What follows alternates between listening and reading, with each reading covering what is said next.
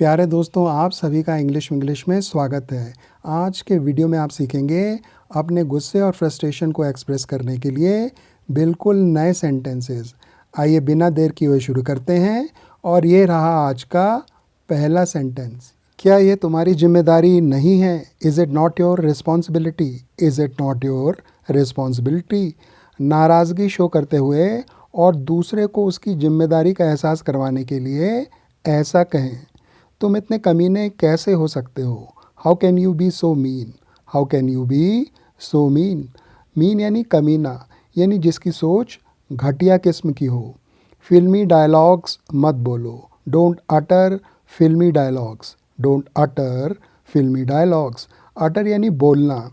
जब दूसरे फिल्मी डायलॉग्स बोलते हैं तो हमारा गुस्सा और बढ़ जाता है। क्या आपको मुझसे डर लगता है? Are you afraid of me? Are you afraid of me?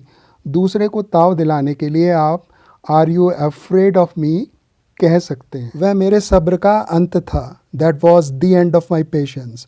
That was the end of my patience. यानी जब आप अपना आपा खोने पर मजबूर हुए।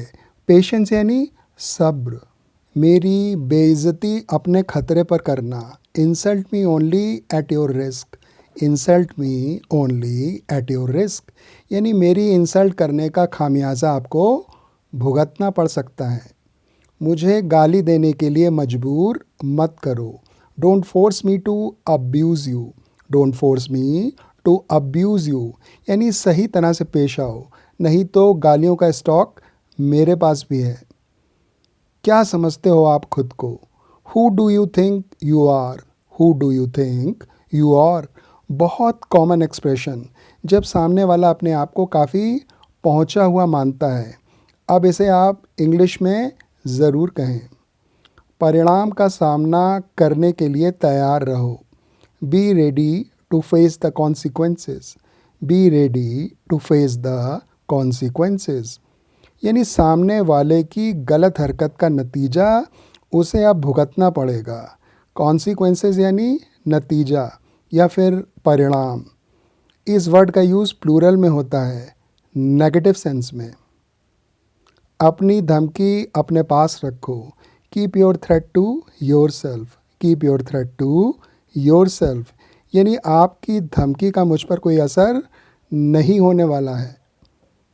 मैं किसी से ऑर्डर्स नहीं लेता हूँ। I don't take orders from anyone. I don't take orders from anyone. यानी ये फोकट की धौस कहीं और दिखाओ। जो मेरे मन में है मैं वह करूँगा। मैं कोई बेइज्जती बर्दाश्त नहीं करूँगा। I won't tolerate any insult. I won't tolerate any insult. यानी कतई कोई बेइज्जती मेरी शान में नहीं होनी चाहिए। वोंट विल नॉट का कॉन्ट्रैक्शन है। टॉलरेट करना यानी बर्दाश्त करना। मुझे आगे कोई बहस नहीं चाहिए। I want no further discussion. I want no further discussion. यानी मैंने जो कहना था कह दिया और अब वैसा ही करो। मैं आपको बता दूं कि एंगर पर सेंटेंसेस का ये 4th पार्ट है। बाकी के 3 पार्ट्स देखने के लिए आप चैनल की प्लेलिस्ट को विज़िट करें या फिर इस वीडियो के नीचे दिए गए लिंक पर क्लिक करें। इस मुद्दे को और मत खींचो। Don't stretch this issue further. Don't stretch this issue further. यानी बात को यही रफा दफा करो। स्ट्रेच करना यानी खींचना। इशू यानी मुद्दा। फर्दर यानी आगे या और। तुम्हारी खोखली धमकी यहाँ काम नहीं करेगी। Your empty threat will not work here. Your empty threat will not work here. कुछ लोग खाली पीली धमकी देते रहते हैं, उनके लिए ये सेंटेंस तैयार रखें। एम्प्टी थ्रेट यानी खोखली धमकी। तुम्हें जल्दी पता चलेगा मैं कौन हूँ। You will soon know who I am. You will soon know who I am. दूसरों पर इम्प्रेशन मारने के लिए ये सेंटेंस है, बेशक आपको कोई ना जानता हो।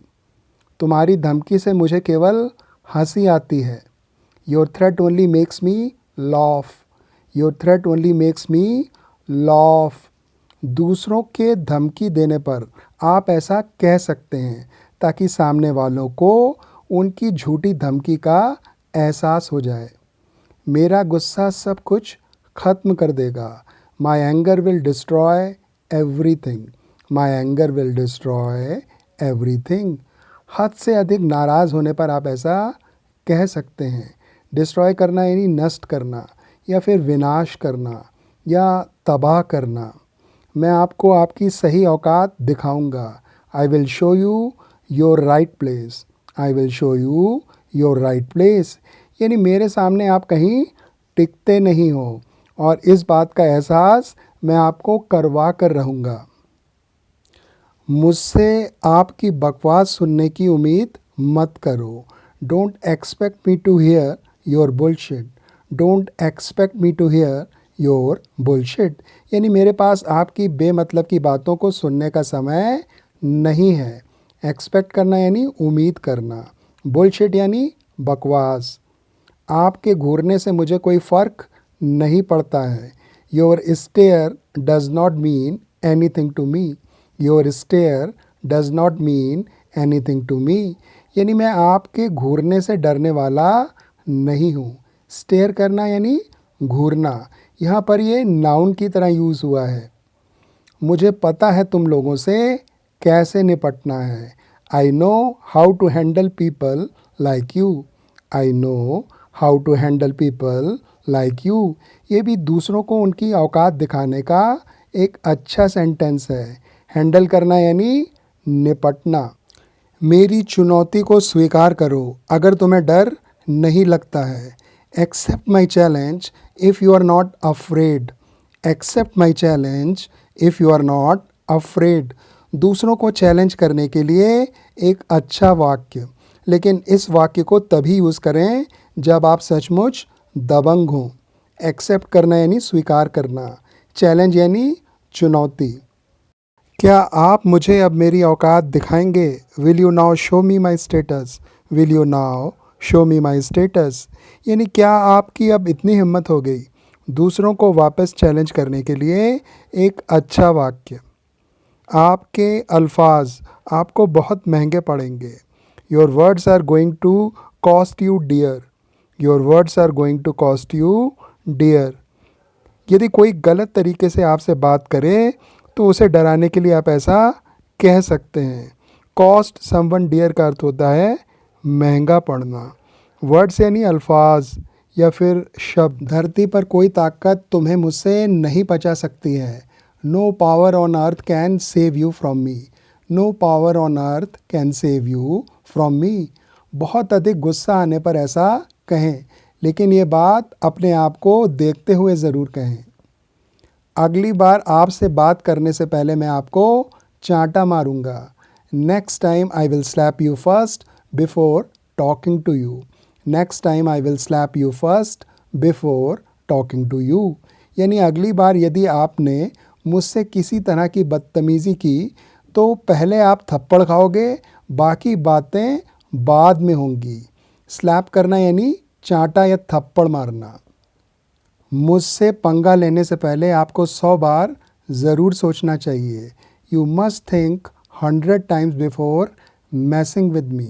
You must think 100 times before मैसिंग with me यानी मैं कोई ऐसा ऐरा गहरा नहीं हूँ जो आप मुझसे भिड़ रहे हो। मैस विद समवन यानी किसी से पंगा लेना। That's all for today. दोस्तों यहाँ मैं आपको याद दिला दूँ कि इन सेंटेंसेस का यूज़ आप अपनी इंग्लिश को बेहतर करने के लिए करें।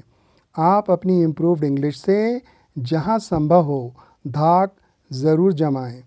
इन वाक्यों को आप किसी भी तरह से किसी को हार्म पहुँचाने के लिए बिल्कुल भी ना करें, बल्कि आप इन सेंटेंसेस को बोलकर अपना गुस्सा कम करें और बदले में अपनी इंग्लिश इम्प्रूव करें।